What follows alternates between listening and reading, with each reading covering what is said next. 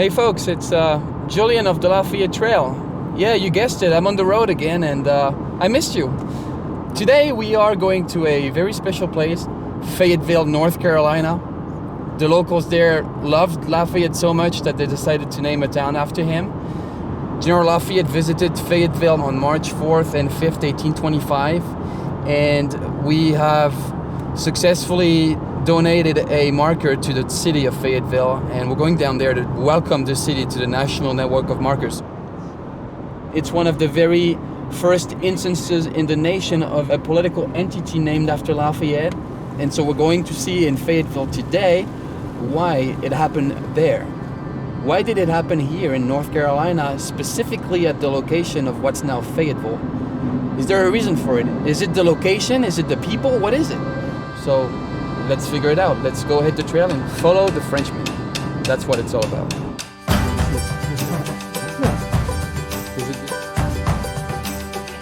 Man, that's a great idea.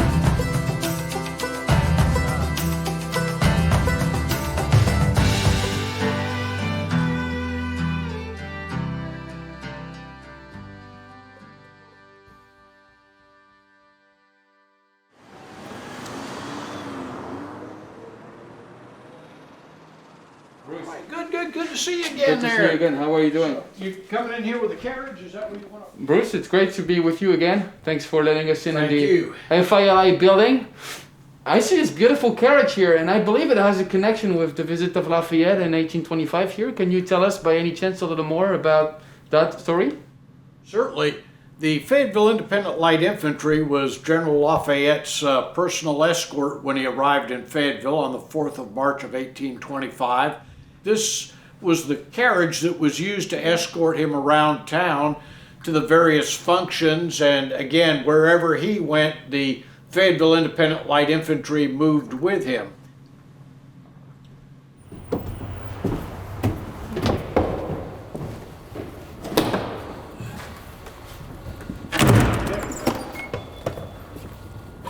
Thank you. Aha. Wow. This is Person Street. Right. So all the way there would have been the Clarendon Bridge, right? Yes. So the FILI at the time would have received Lafayette there. Yes, and they would. It would have been pouring rain. Yes. And like everybody would have been around the street here, and he would be connected straight here at the townhouse. Do you have any thoughts about what happened between the bridge and the moment he came here? The bridge was a beautiful bridge. It was a covered wooden bridge with an Ithiel Town truss system. And so the mayor, the military units arrived at the middle of the bridge. They met, they had a brief ceremony. Then Lafayette would have come straight up Person Street. Ladies would have been out here ankle deep in mud, streets not paved, artillery going off, very, very festive. Just imagine this, okay? It is raining, weather's horrible, and people are lining up the streets from the Clarendon Bridge where Lafayette entered the city all the way to here. And here, he's addressed by Judge Toomer on behalf of the entire people of Fayetteville. Tar Heels or Blue Devils? Tar Heels, man. Oh, Tar Heels. Tar Heels. Heels. Tar Heels or Blue Devils? Oh, Tar Heels all the way. What do you think about Blue Devils? They're well named. Today, Fayetteville is 100% Tar Heels territory. There's no question about it, 100%.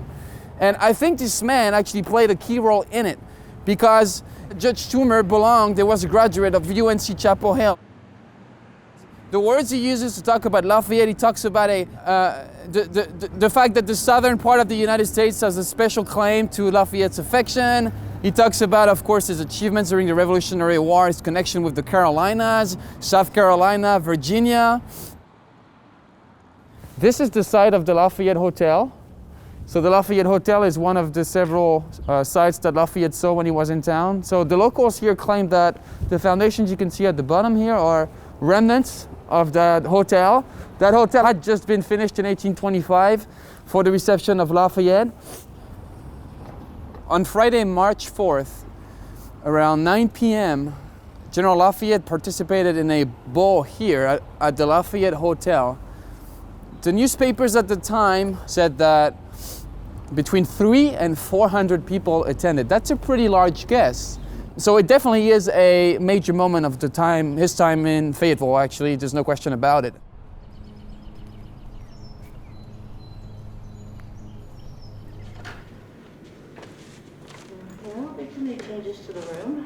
In my research, I have very often found that the tour of 1824 triggered a mass production of memorabilia. Do you think this fits in that movement to commemorate Lafayette? Absolutely. Yeah. Yeah.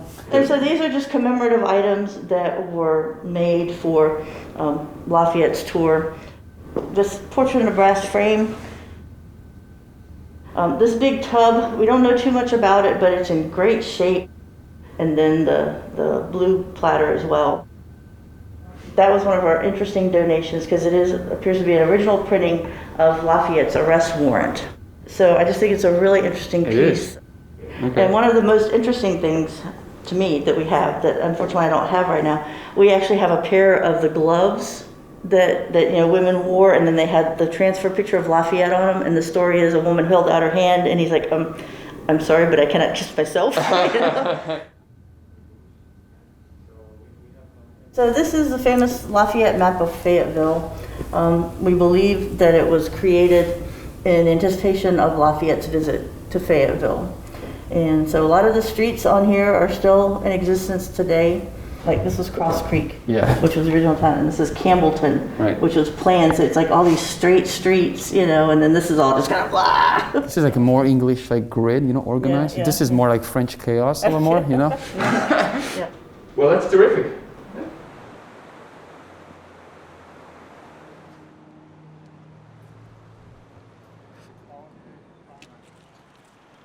Bonjour, monsieur. Hey man, how's it going?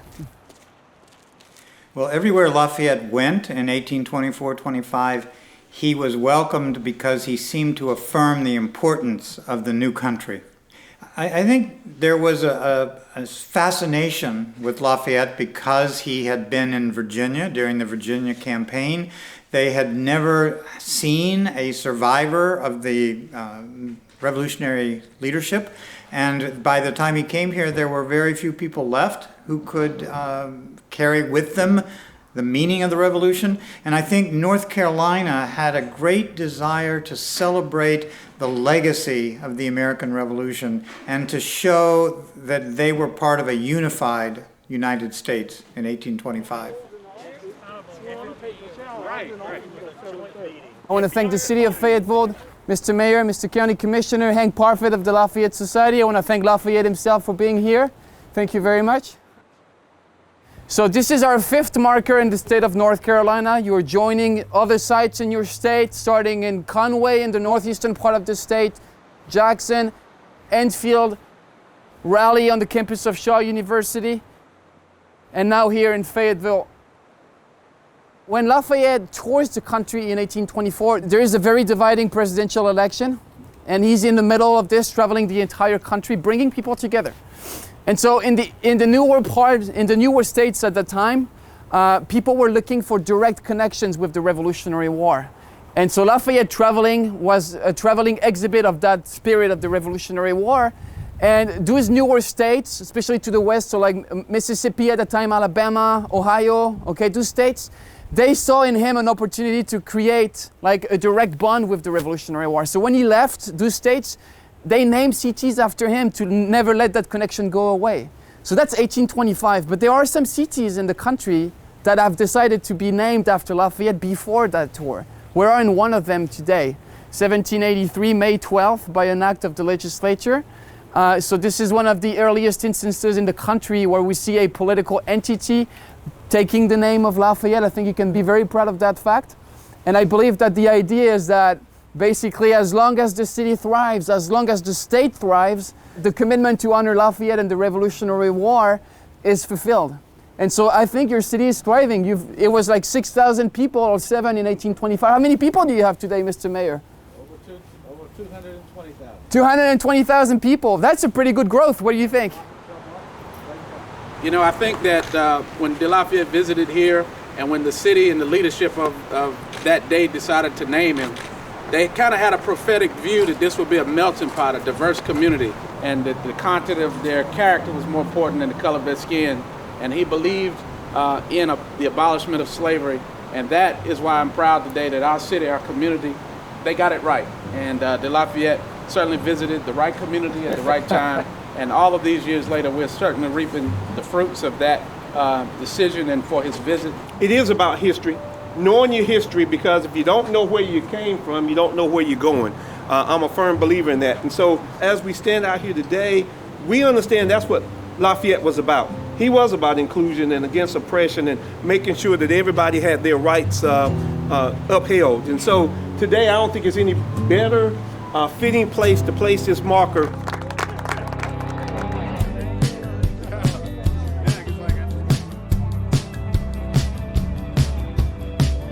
All right, ready? Let's go. Magnifique.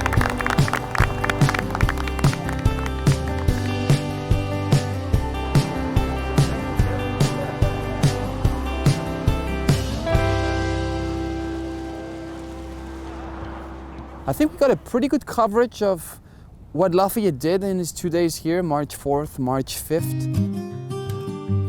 I think we really got a great understanding of the outpouring of energy and support that Lafayette was given by the locals.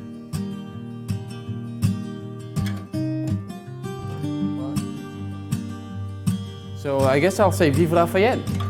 So this is a quote from the Carolina Observer from March 10th, 1825. He was here and he is gone.